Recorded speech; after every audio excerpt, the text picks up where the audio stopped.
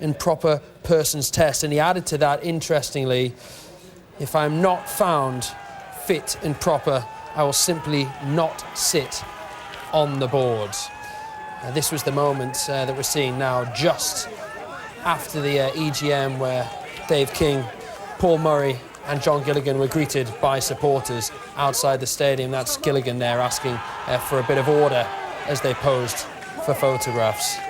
It's been a historic day at Ibrox. This was pitch side.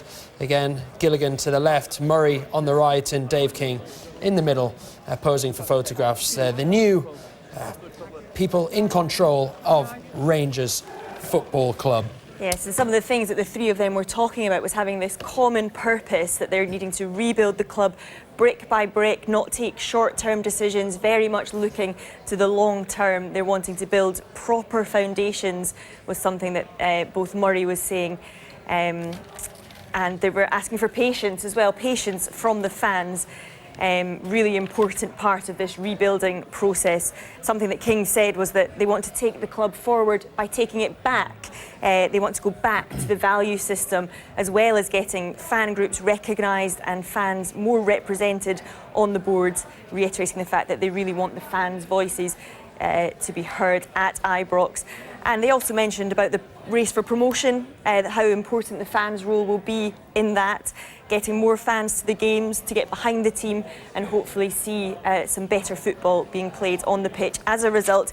He says he's not expecting promotion this season. Of course, that is what they're aiming for, but sees, you know, if it is going to take another season for that to happen, so be it. Of course, this is a long process, and patience, I think, is one of the key words coming out of that today, asking fans for patience while they rebuild this club. A couple of interesting things that the other two gentlemen spoke of as well. Paul Murray, the interim chairman, he said that they, after this, were going to head to Murray Park to meet the staff, and he said they're going to just give them a little bit of TLC, something he said they haven't had for a long time, and also give them a bit of leadership, something he also said had been lacking with the Rangers staff. John Gilligan was very jovial sitting at the table, wasn't he? He said, let's just enjoy this moment. 4 years under siege, and here we are, and it's great. That was his opening words there, John Gilligan. And still this big question mark about Mike Ashley and Sports Direct. That is still one of the big questions that Rangers supporters will want to be answered. And with regards to that, Dave King said, I encourage Sports Direct to come and work and engage with the new board. One of the other big questions to be answered, of course, is about the new permanent manager at the club. They said they're not going to rush into it. It's a big decision.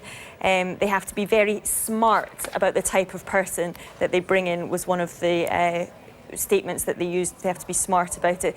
They did say that they do plan to sit down with Ali McCoist and McDowell about this. They're going to speak to McCoist, who is, of course, on gardening leave at the moment, but just find out what his thoughts are before they appoint a new permanent manager. Yeah, Ali McCoist turned up at the EGM to put his vote in as well this morning. He was given a big round of applause as he arrived at the EGM to cast his vote. And also interestingly, talking about the managerial thing finally, Joe, Dave King said it may not actually be a manager. They may be looking for more of a head coach, someone who can bring the youth through, someone who can work with the players and coach them.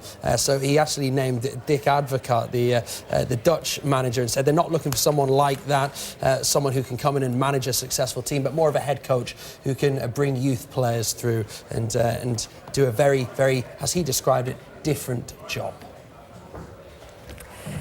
OK, up next, will Stephen